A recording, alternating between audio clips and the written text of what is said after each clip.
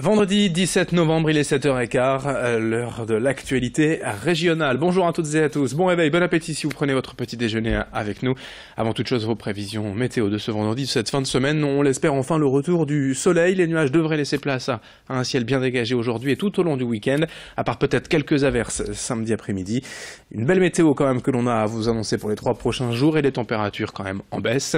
9 degrés aujourd'hui à Lille, 10 à Saint-Omer, au Touquet et à Dunkerque. Et il fera même encore plus frais, voire même plus froid samedi et dimanche, mais ça on en reparlera juste après ce journal.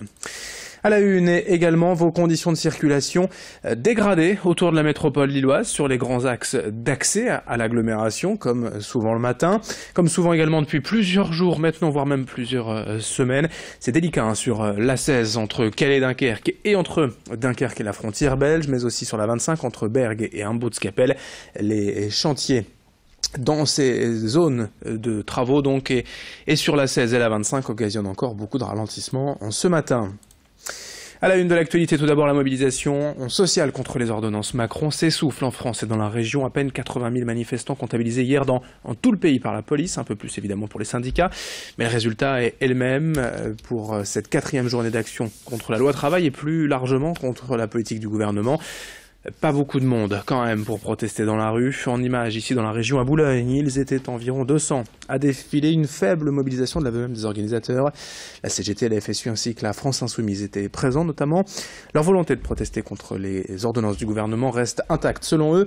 Et les syndicats ne perdent pas espoir de voir les Français massivement dans la rue. D'où le maintien de ces rassemblements, aussi peu suivis soient-ils, pour ne pas se faire oublier. On écoute ainsi Pascal Wyss, secrétaire général de l'Union locale CGT, au micro de Corentin Escaillé.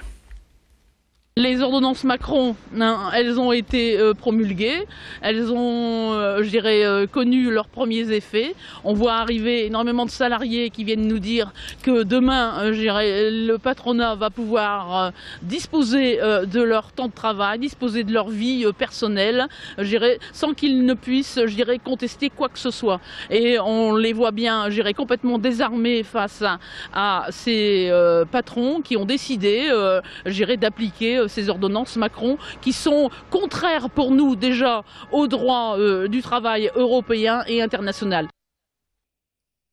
À Lille, Martine Aubry maintient ses positions face à Emmanuel Macron. Après le discours du président de la République en début de semaine dans la métropole lilloise, la maire de Lille continue de s'afficher en rempart contre la politique sociale du gouvernement. Elle était en visite au centre culturel du Grand Sud hier en soutien aux maisons de l'emploi, car l'État a décidé de ne plus financer la moitié de leur budget de fonctionnement. Martine Aubry en a profité aussi pour commenter les propos d'Emmanuel Macron mardi à Tourcoing, à propos par exemple des contrats aidés ou de la candidature de Lille pour accueillir l'Agence européenne du médicament. On écoute hier Martine Aubry à propos de ces maisons de l'emploi. L'État a décidé de se désengager des maisons de l'emploi en 2 ans. C'est-à-dire pour la ville de Lille, par exemple, 111 000 € en moins en 2018, 220 000, c'est-à-dire la totalité de l'aide de l'État en 2020. Alors qu'on a toujours été en parité dans les maisons de l'emploi, qui ont été créées d'ailleurs par Sarkozy. La ville met la même chose que l'État. Voilà. Donc qu'est-ce que c'est que la maison de l'emploi? C'est justement, et c'est ça qui m'étonne le plus, c'est l'outil principal qui lie les entreprises à la population, qui cherche quels sont les besoins des entreprises en termes d'emploi, de formation, de recherche de locaux, d'insertion et la population. C'est donc le lien, et on l'a vu ici dans la zone franche urbaine, un lien permanent. Dans cette édition également, ce chiffre alarmant en France, plus de 3 millions de personnes de 18 à 65 ans sont en situation d'illettrisme. Alors pour endiguer ce phénomène, la Fédération nationale des orthophonistes mène actuellement, une fois par an, une action baptisée « Un bébé, un livre ». Il s'agit d'un fascicule sur le développement du langage, offert actuellement aux jeunes parents dans les maternités de la région. Les professionnels insistent sur l'importance de la lecture vers les enfants dès le plus jeune âge. Les bébés entendent ainsi la voix de leurs parents, enrichissent leur vocabulaire et se familiarisent avec l'objet en tant que tel. C'est un moyen aussi d'alerter sur les dangers des écrans auxquels sont confrontés de plus en plus les jeunes enfants. À ce propos, explication d'une orthophoniste au micro de Céline Huret.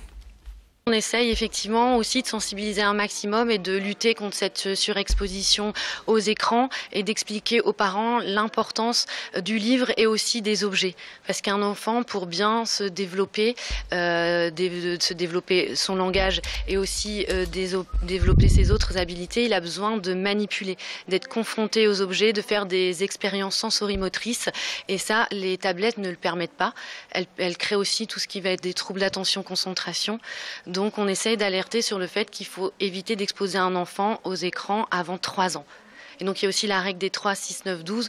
Donc pas d'écran avant 3 ans, pas de console de jeux vidéo avant 6 ans, pas d'internet avant 9 ans et pas de réseaux sociaux avant 12 ans. 7h20 en bref dans l'actualité, l'interdiction de la crèche de Noël en mairie d'Hénin-Beaumont confirmée hier par la cour d'appel de Douai. La municipalité Front National avait installé cette crèche en décembre 2015 au sein de la mairie, mais un élu communiste d'opposition avait déposé un recours au titre de la loi de séparation de l'Église et de l'État de 1905. La justice lui a donc donné raison.